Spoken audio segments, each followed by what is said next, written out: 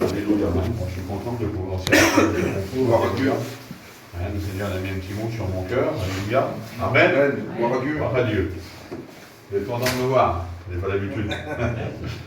Que Dieu vous bénisse. Alléluia. Merci Seigneur. Gloire à Dieu. Voilà, merci Seigneur. J'ai rencontré ça. J'étais sur la chaise, j'étais assis. Je suis content de partir samedi. Je devais partir samedi dernier. Je ne suis pas parti. Normalement, je pars samedi. Et puis je suis content de pouvoir en donner un petit mot.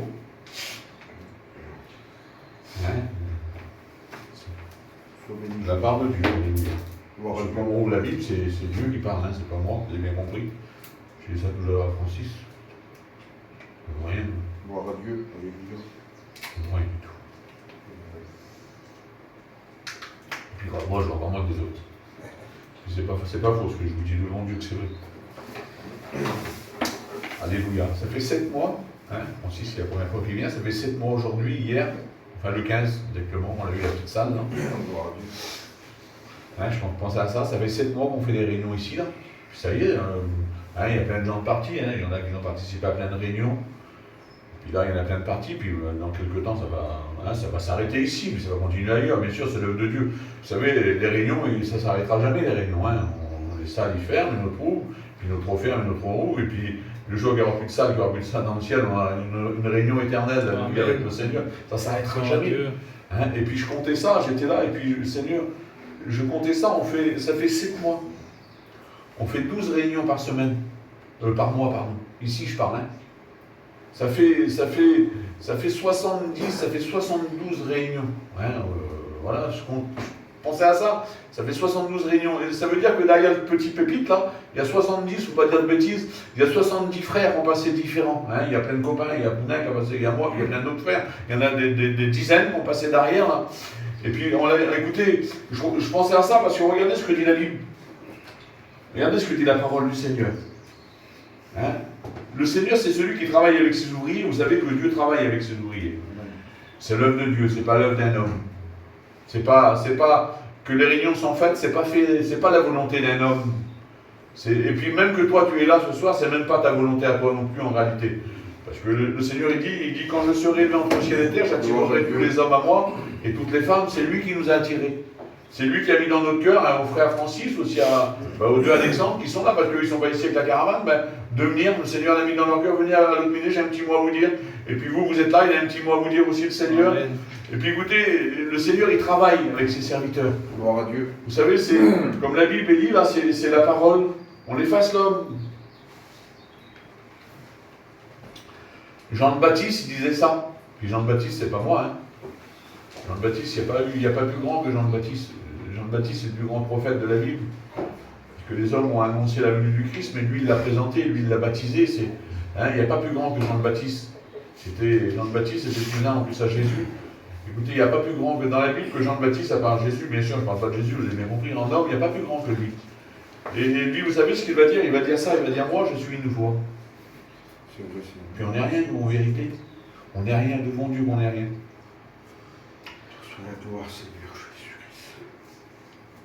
Mais j'aimerais qu'on réalise que comme on lit la Bible, c'est Dieu qui parle. C'est lui qui parle, c'est pas un homme qui parle. Là, les hommes s'effacent et c'est lui qui prend toute la place. Parce que c'est son œuvre à lui, alléluia. Alors regardez ce que le Seigneur nous dit, je pensais ça tout de suite, car nous sommes ouvriers avec Dieu. C'est dans 1 Corinthiens 3, 9, vous connaissez les frères, puis même vous les sœurs. Car nous sommes ouvriers avec Dieu, et vous êtes le champ de Dieu, l'édifice de Dieu. C'est-à-dire vous êtes la maison de Dieu. Vous êtes, écoutez, vous êtes le Seigneur, le joyau de Dieu en réalité. Vous savez, vous êtes la lumière du monde, Vous êtes ce qui brille, là. Vous brillez dans les ténèbres. La Bible dit, brillez comme des flambeaux dans un monde de ténèbres. Et puis on brille. Si vous sauriez, écoutez, ce soir, là, ici, il n'y a pas beaucoup de monde, mais c'est l'endroit le plus important qu'il peut y avoir aux alentours, c'est ici. Il n'y a pas un endroit qui est plus important qu'ici, là. Et puis ça brille, ça doit briller comme un flambeau autour de nous en réalité. On doit, parce qu'un chrétien, écoutez, le cantique qui a été chanté dit qu'un chrétien c'est pas n'importe qui. Ben non, un chrétien c'est pas n'importe qui. Un chrétien c'est celui qui doit briller. Un chrétien c'est celui qui doit se mettre à part. Un chrétien c'est celui qu'on doit montrer en réalité. Parce que regardez ce qu'il va dire. car vous êtes l'édifice de Dieu. Selon la grâce que Dieu qui m'a été donnée, il va dire j'ai posé le fondement comme un sage architecte, et puis en réalité, les frères qui sont passés ici, là, hein, on ne se souvient pas de tous les noms, on ne se souvient pas de tous les messages en réalité. Mais moi, j'ai pas vu un garçon, parce que vous savez, les réunions, là, j'en ai pas loupé beaucoup ici, moi, puis c'est normal en plus. J'en ai pas loupé beaucoup. Mais j'ai jamais vu un garçon passer derrière et puis se présenter à lui. J'ai jamais vu un garçon passer derrière et se montrer à non. Parce que nous, on s'efface, il faut que ce soit lui qui prenne la place. Vous comprenez ce que je veux dire? Et puis regardez, que son nom soit béni, alléluia. Selon la grâce qui m'a été donnée, j'ai posé le fondement comme un sage architecte. Et puis je crois devant Dieu que c'est vrai. Je crois que les garçons qu'ils ont passés là, j'élève personne, moi, parce qu'on ne peut pas élever un homme. Parce qu'un homme, écoutez, je suis un homme et je sais ce que ça vaut. Hein? Voilà. Mais dans la mission là, dans la mission Vie et Lumière, vous le savez, je ne vous apprends rien de nouveau, et puis c'est notre fierté à nous, hein, on a la meilleure doctrine, elle est pure la doctrine qu'on a. Et puis je vois que les garçons qu'ils ont passé derrière, avec des ministères différents bien sûr, mais ça a toujours été quelque chose de pur, ça a toujours été quelque chose de vrai, ça a toujours sorti de la parole de Dieu, ça a toujours été la parole qui a été annoncée. Vous comprenez ce que je veux dire? Alors c'est pour ça qu'il va dire, regardez, il va dire donc, on a posé le fondement comme un sage architecte, et un autre a bâti dessus, mais que chacun prenne garde à la manière dont il bâtit. Et c'est ce que je voudrais vous dire, moi. Écoutez, il y a 7 mois qu'on a fait des réunions là, mais bien sûr que c'est même avant ça, mais moi, c'est le conseil que l'apôtre Paul a donné à Timothée. Il a donné un conseil à l'apôtre Paul, et moi je voudrais vous le donner, ce conseil-là, avant de partir. J'aimerais vous donner un conseil avec la parole de Dieu. J'aimerais écouter, c'est mon cœur qui vous parle, vous avez bien compris, mais c'est la Bible. C'est la Bible qui parle, et puis regardez ce que Paul va dire à Timothée, hein, dans 2 Timothée 1,14, il va dire ça. Il va dire, garde le bon dépôt. Et puis c'est ce que je voudrais vous dire pendant cette soirée.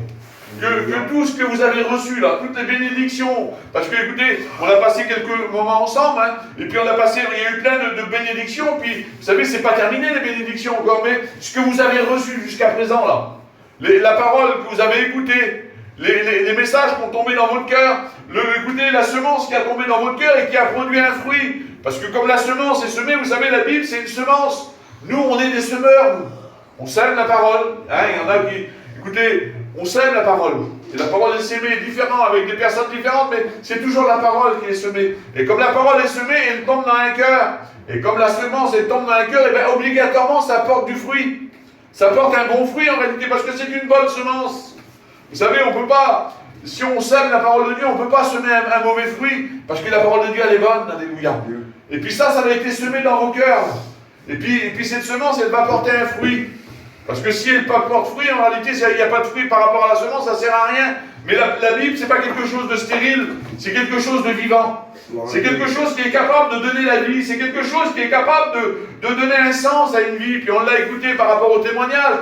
Écoutez, et puis ce soir, je crois que Seigneur, je m'excuse aussi pour nos amis qui sont là, mais même eux qui sont là, la semence, elle a tombé dans votre cœur. On se connaît, c'est nous qui est là. Je sais que vous avez participé à plein de réunions, et je sais que la semence, elle a tombé dans votre cœur, là. Eh bien, j'aimerais vous le dire aussi à vous, mes amis, devant Dieu que c'est vrai, gardez de mon dépôt. Amen. Gloire à Dieu. Gardez le bon cap.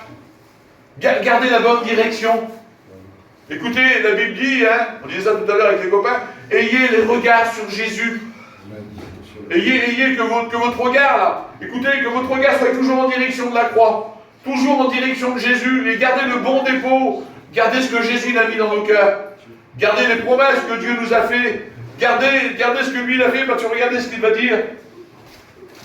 C'est Paul qui va continuer à parler avec son étudiant. Vous savez, Paul, Timothée, c'était l'étudiant à Paul. Et puis comme on regarde, et puis la Timothée, là, Seigneur, comment que ça bénit mon cœur, regardez ça. On voit réellement, c'est son fils spirituel. Vous savez que l'apôtre Paul, c'était un vieux gars, hein, que je dise. Bon. Puis il n'était pas marié, mais Timothée, c'était son fils. C'était son fils spirituel, mais il l'aimait, puis il le chérissait, puis il lui donnait des bons conseils, vous avez bien compris. Ce n'était pas des mauvais conseils, c'était des conseils qui avaient une véritable valeur. Et puis c'est ce qu'il va dire à l'apôtre, à Timothée, c'était un disciple. Il va dire, veille sur toi-même. Et puis c'est ce que je voudrais vous dire, mon devant Dieu. Veille sur toi-même, sur ton enseignement, persévère. Et il y a une autre version, hein, elle dit ça, l'autre version, elle. Sois fidèle dans les choses, dans ces choses que tu as entendues en réalité. Persévère et sois fidèle dans ce que tu as écouté. Vous savez, la parole de Dieu, il faut l'écouter et puis la mettre en pratique. Et puis je sais qu'on essaye de la mettre en pratique. Mais que la parole de Dieu, écoutez, la parole de Dieu, c'est quelque chose qui crée quelque chose dans nos cœurs, que son nom soit béni. Alors, dans les choses que tu as, car c'est en agissant ainsi, si tu es fidèle sur ce que tu as reçu dans ton cœur, car c'est en agissant ainsi que tu trouveras en toi-même, que tu te sauveras toi-même, pardon, et que tu sauveras ceux qui t'écoutent. Voyez pas l'importance que c'est la fidélité dans ce que tu as écouté là. C'est de garder ce que tu as écouté. Bon, écoutez, un chrétien, c'est pas quelque chose. C'est pas quelque chose d'égoïste. Moi, je sais pas, Seigneur, je sais pas si. Écoutez, j'ai rentré dans une salle à Paris. Il y a quelques années en arrière, c'était une petite salle, j'en rentrais dedans, et puis je connaissais personne dans la salle. Et quand j'ai rentré dans cette salle, là, le Seigneur, il a parlé dans mon cœur. Puis ça m'a fait du bien ce qu'il m'a dit, le Seigneur. Il m'a dit, vous êtes animés tous du même esprit. On va en dire eux, tu ne les connais pas, mais c'est le même esprit. Et puis ça m'a béni, parce que je le savais, si vous voulez, mais quand le Saint-Esprit vient nous parler ça dans nos cœurs, à combien que ça m'encourage. Et puis par rapport à ce qui s'est passé dans la réunion, j'ai bien vu que c'était des gens comme nous, bien sûr, mais ça m'a fait du bien dans mon cœur. Et bien je le crois, écoutez. Je crois que ce soir-là, on est tous animés du même esprit. Il n'y a qu'un esprit, il y a l'esprit de Dieu qui habite dans nos cœurs. Et puis un chrétien, comme j'ai dit tout à l'heure, c'est pas quelqu'un qui est égoïste. Un chrétien, c'est celui qui veut prendre soin de ceux qui sont autour de lui, soin de ceux qui sont dans sa maison, soin de ceux qui sont autour de sa maison. C'est ça un chrétien. Un chrétien, c'est celui qui aime ceux qui sont autour de lui. Et puis regardez, si tu agis fidèlement dans ce que tu as écouté, si tu agis fidèlement dans tout ce que tu as reçu dans ton cœur, cette semence qui a porté du fruit dans ton cœur, là, et si tu agis finalement selon ce que tu as reçu là, eh bien c'est là que Dieu va bénir. C'est là que le Seigneur il va te donner ce que tu as besoin. Mais c'est en gardant ce que tu as reçu de mon Dieu que c'est vrai. Parce que regardez ce que dit la parole de Dieu. C'est dans 2 Jean qui va dire ça, il va dire prenez garde à vous-même. Prenez garde à vous-même. Parce que, écoutez, ici on est ensemble. Hein, aujourd'hui, moi je ne vois rien, mais c'est moi qui prêche l'évangile. Mais moi je suis avec vous, vous comprenez bien. Mais le salut, il est personnel. Écoutez, mon salut à moi, il ne repose pas sur celui de ma compagne. Et celui de ma compagne, il ne repose pas sur moi non plus. C'est quelque chose de personnel. Et puis c'est pour ça que la Bible dit ça. Prenez garde à vous-même, afin que vous ne perdiez pas le fruit de votre travail. Vous comprenez ce que je veux dire? Si vous ne prenez pas garde à vous-même, le fruit de votre travail, c'est-à-dire le fruit là, de ces quelques mois de réunion, qu'on a été fidèle, qu'on a essayé, hein, quand je parle de la réunion, moi il n'y a pas qu'à la réunion, bien sûr, mais c'est la parole qui a été semée dans ton cœur, et puis, c'est-à-dire les résolutions que tu as prises dans ton cœur, là, ta vision que tu peux prendre, là, eh bien regardez, prenez garde à vous-même afin que vous ne perdiez pas le fruit de votre travail, et que vous recevrez une pleine récompense. Gloire à Dieu. Parce que écoutez, dans la fidélité là, dans la fidélité des réunions, dans la fidélité avec le Seigneur, dans la fidélité avec la parole, là, de plier notre volonté à sa parole, de faire passer la parole avant tout en réalité, écoutez, de mettre mon moi de le mettre de côté, parce que mon moi il vaut rien moi. Parce que si j'écoute mon moi là, lui il a écouté la Bible dit que l'esprit est bien disposé mais la chair est faible. La nature humaine est faible. Ça veut dire que nous on vaut rien en réalité. Mais si le tout petit peu de bon qu'on a dans notre cœur, qu'on se laisse diriger par la parole, c'est ça la fidélité en réalité, vous comprenez? C'est pas celui qui va monter sur une montagne, c'est pas celui qui est le plus spirituel que les autres, il n'y a pas de plus spirituel, on est ensemble, on est dans la même barque, on prend la même direction. C'est pas, c'est-à-dire, vous le savez en plus, c'est pas parce que nous, je parle de moi et tout nain parce qu'on travaille là, écoutez, c'est pas parce que vous nous voyez plus souvent derrière le micro, vous savez bien qu'on est comme vous nous connaissez. Vous nous connaissez, puis c'est pour ça, Seigneur. Et bien moi, je voudrais prendre garde à moi-même, devant Dieu que c'est vrai. Je voudrais pas m'avoir privé, c'est une façon de parler, mais de m'avoir efforcé de venir dans des réunions parce que j'avais pas toujours envie des fois de dire non au péché, parce que des fois le péché, il se met devant moi le péché. Vous savez, devant moi il y a le péché, puis le péché, écoutez, dans le jardin c'était beau et agréable. Hein? Et puis le péché aujourd'hui, là, parfois il est beau, puis il est aussi agréable à la vue. Hein? Où c'est qu'il n'a pas été bon, c'est comme la femme a désobéi et l'homme a désobéi, c'est là qu'il a été amer en réalité. Parce que des fois le péché devant nous il est beau, mais comme on le refuse le péché là.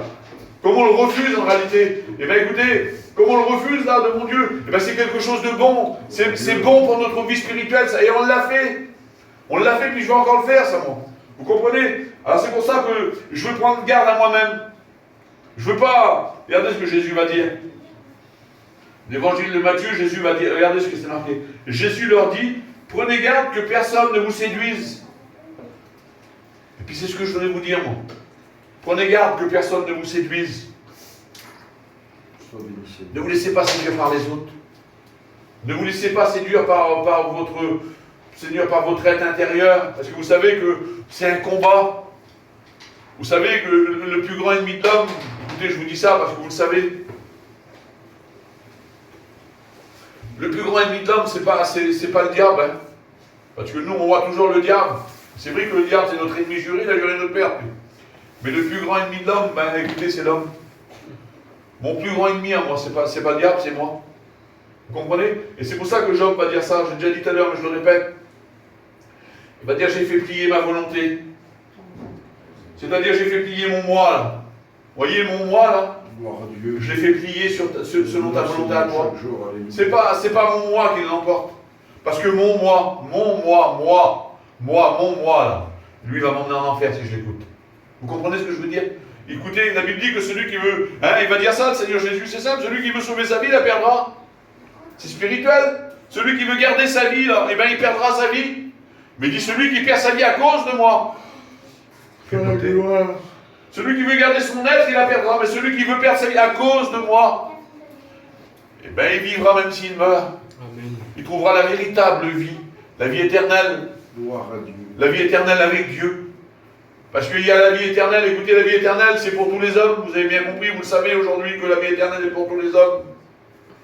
Mais là, c'est lui qui perd sa vie dans sa vie à cause de Dieu, là, pour Dieu. Eh bien, il aura la vie éternelle avec Dieu pour l'éternité. Gloire à Dieu. Dans ce lieu-là qu'il est parti nous préparer. Hein, il l'a dit, hein, il y a un frère qui a dit ça il n'y a pas longtemps, il a dit, je m'en vais vous préparer une place.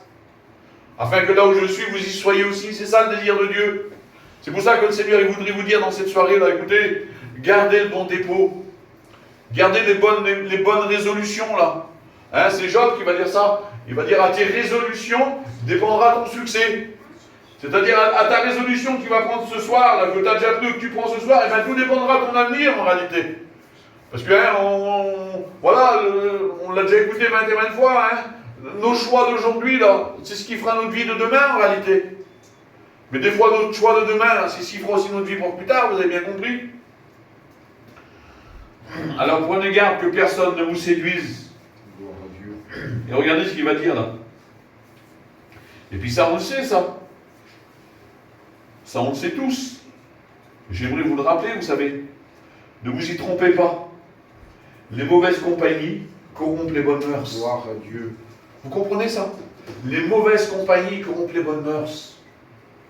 Les mauvaises compagnies. L'apôtre Paul, il va dire ça, je l'ai marqué, je crois, un peu plus loin. Bon, ben écoutez, les mauvaises compagnies corrompent les bonnes mœurs. Il faut faire attention avec qui qu'on va. On n'est pas des enfants ici, hein. C'est vrai, Francis. Il n'y a pas d'enfants ici.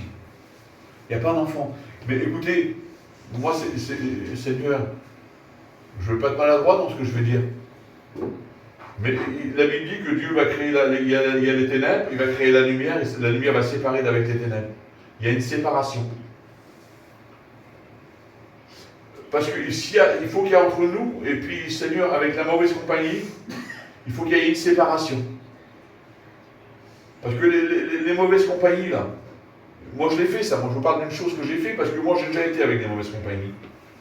Étant chrétien, j'ai fait ces expériences-là. Hein, voilà, je suis un chrétien. Et puis, quand il y a de la mauvaise compagnie, hein, des fois on va vers eux, j'ai pas dit qu'il ne faut pas leur parler, j'ai pas dit ça. Il faut faire attention. Et puis comme on va vers eux, là, écoutez, et dès qu'on arrive, il y a toujours des conversations vaines, des discours vaines, des choses qui ne sont pas à la gloire de Dieu. Et vous direz qu'ils font exprès. Alors on va un petit moment et on s'en va. Mais je l'ai expérimenté ça.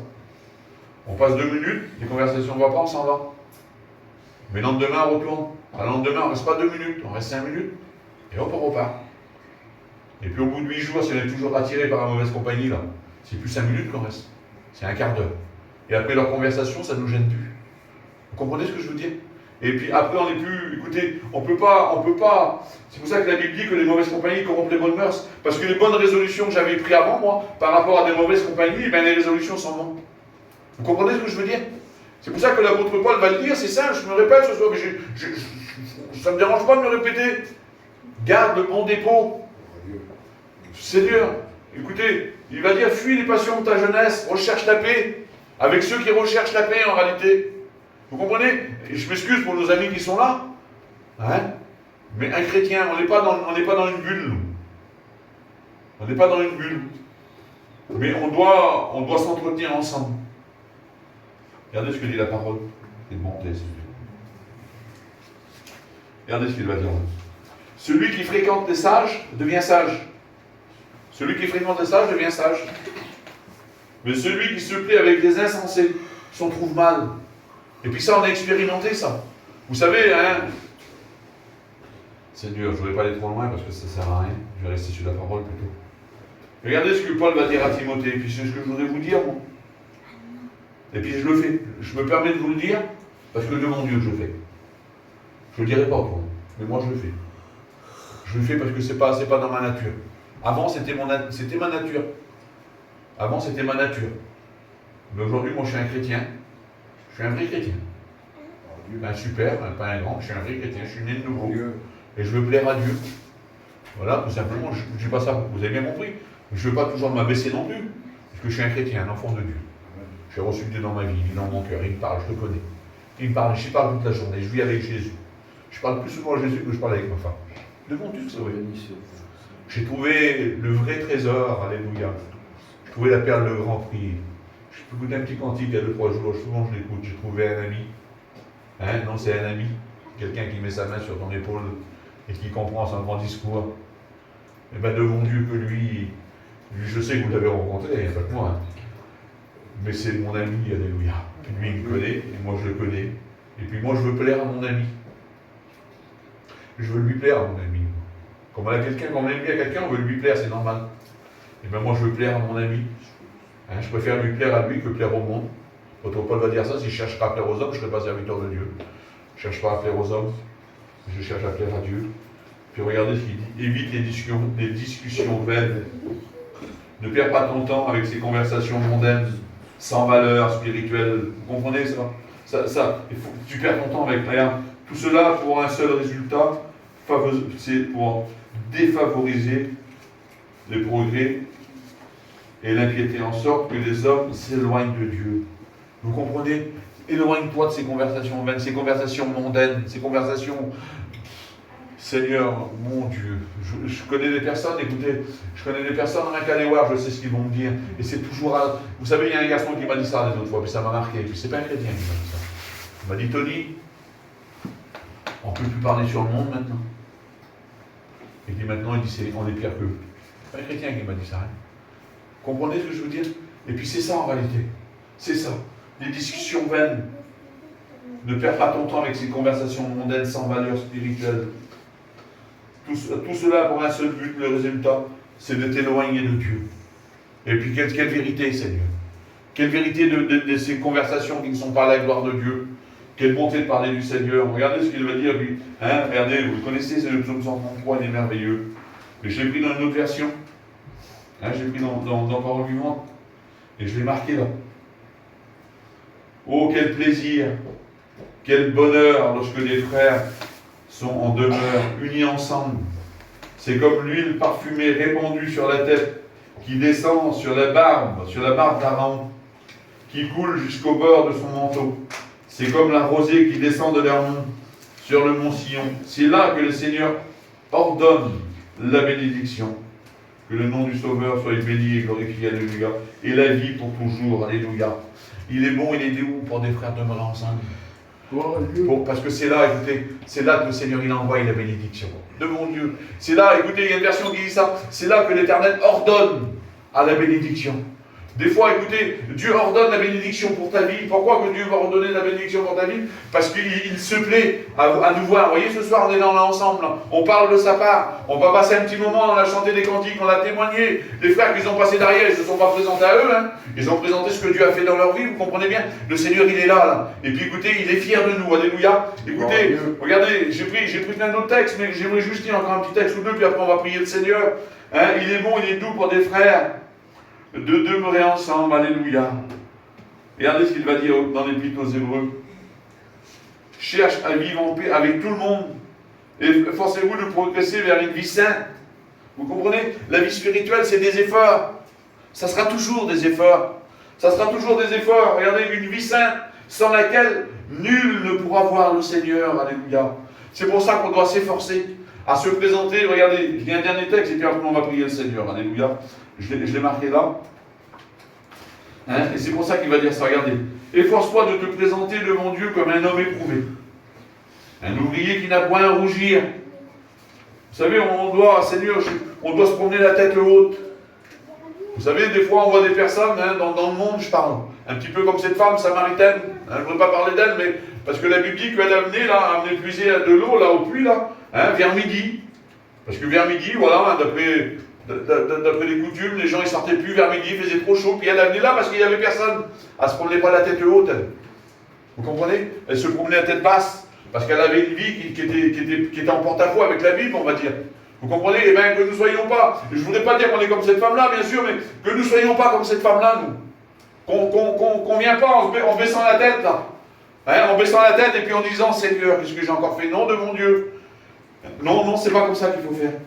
Efforce-toi de te présenter devant Dieu comme un homme éprouvé, un ouvrier qui n'a point à rougir, qui dispense droitement la parole de Dieu, c'est-à-dire qu'il ne se manque pas d'écouter la parole de Dieu, mais qu'il la met en pratique dans sa vie, qui met tout ce qu'il écoute, qu'il essaye de mettre.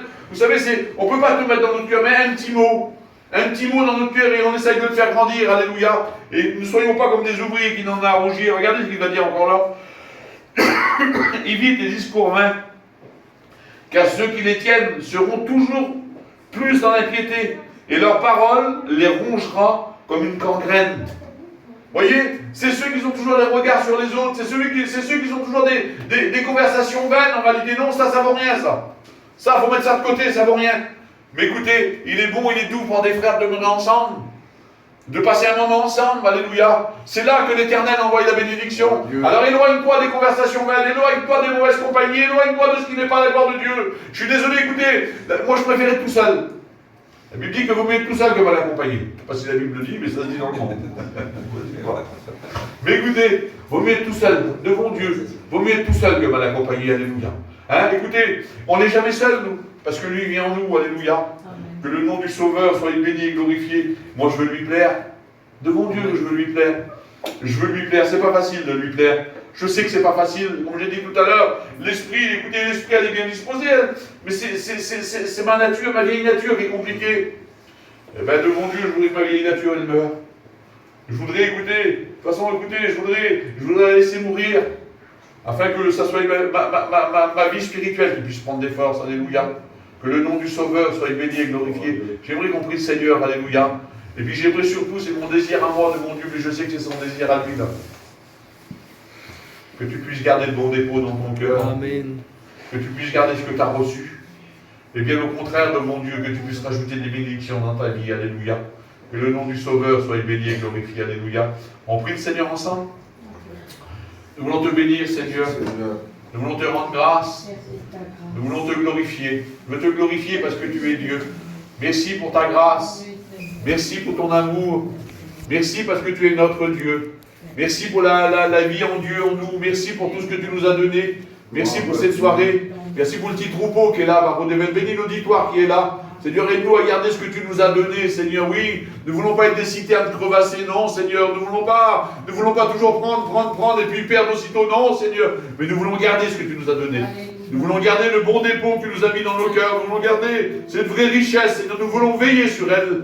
Nous voulons veiller sur ta parole. Nous voulons veiller, Seigneur, sur notre vie spirituelle avec toi, parce que nous sommes des véritables chrétiens. Nous sommes des chrétiens nés de nouveau. Nous t'appartenons. Nous t'avons reçu dans nos cœurs. Et Seigneur, nous voulons porter du fruit digne de la repentance, Seigneur. Merci pour tout, Barodével. Bénis-nous ensemble, mon Sauveur, et que toute la gloire te revienne, mon bien-aimé. Merci Jésus. Alléluia. Oui, priez le Seigneur à